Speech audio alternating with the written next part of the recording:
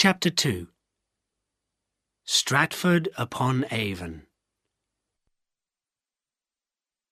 It was a sunny day in October 1579 when I first met Will, just outside Stratford, near a big field of apple trees. I saw a boy up in one of the trees. He had red hair and looked about 2 years older than me. "What are you doing up there?" I called.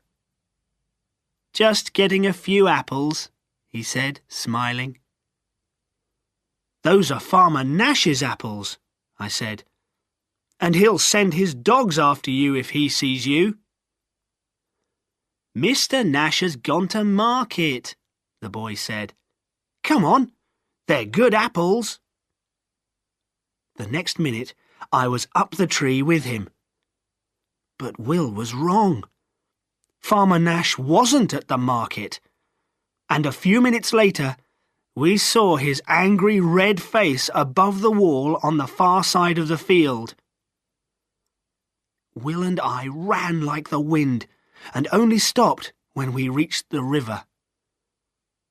We sat down to eat our apples. Will was 15 and lived in Henley Street, he told me. His father was John Shakespeare, and he had a sister, Joan, and 2 younger brothers, Gilbert and Richard. There was another sister who died, I learnt later. And the next year he had another brother, little Edmund, the baby of the family. "Now, what about you?" he asked. "There's only me and my sister," I said. "My parents are dead, and we live with my mother's brother. He's a shoemaker in Ely Street, and I work for him. What do you do?" "I go to Mr. Jenkins' school in Church Street," Will said. "Every day from 7 o'clock until 5 o'clock.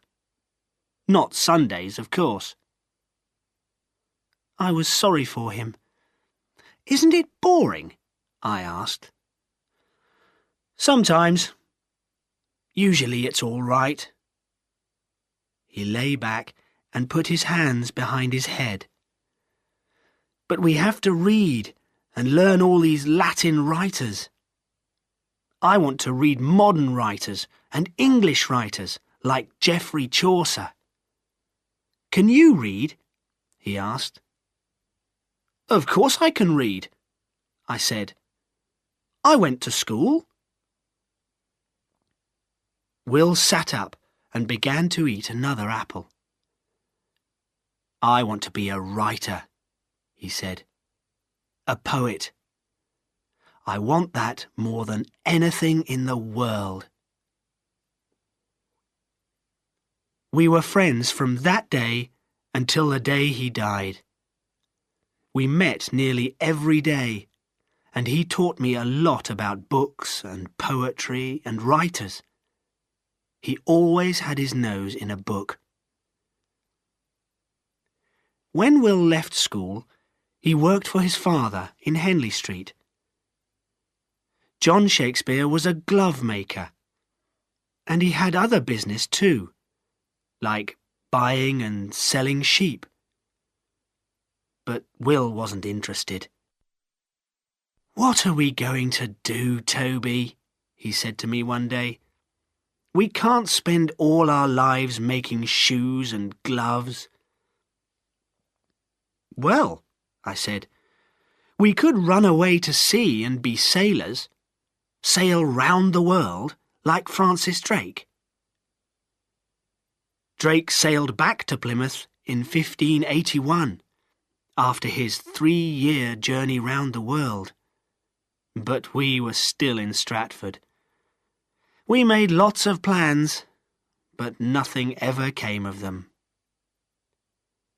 Will was still reading a lot, and he was already writing poems himself. He sometimes showed them to me, and I said they were very good. I didn't really know anything about poetry then, but he was my friend. Will was not happy with his writing. "I've got so much to learn, Toby," he said. "So much to learn." Poor Will. He had a lot to learn about women, too. One day, in October 1582, he came to my house with a long face. "I'll never leave Stratford," he said. "Why not?" I asked. "We'll get away one day. You'll see." "Perhaps you will," he said. "But I'm going to be married in a few weeks' time. To Anne Hathaway." My mouth fell open and stayed open. Married? To Anne Hathaway? Is that the Hathaways over at Shottery? "Yes," Will said. I was working on some shoes on the table, and Will picked one up and looked at it. "Well, she's a fine girl, of course," I said uncomfortably. But Will, she's 26, and you're only 18. "I know," Will said, "but I've got to marry her." "Oh, no," I said. "You mean she's—" "That's right," said Will. "In about 6 months' time, I'm going to be a father."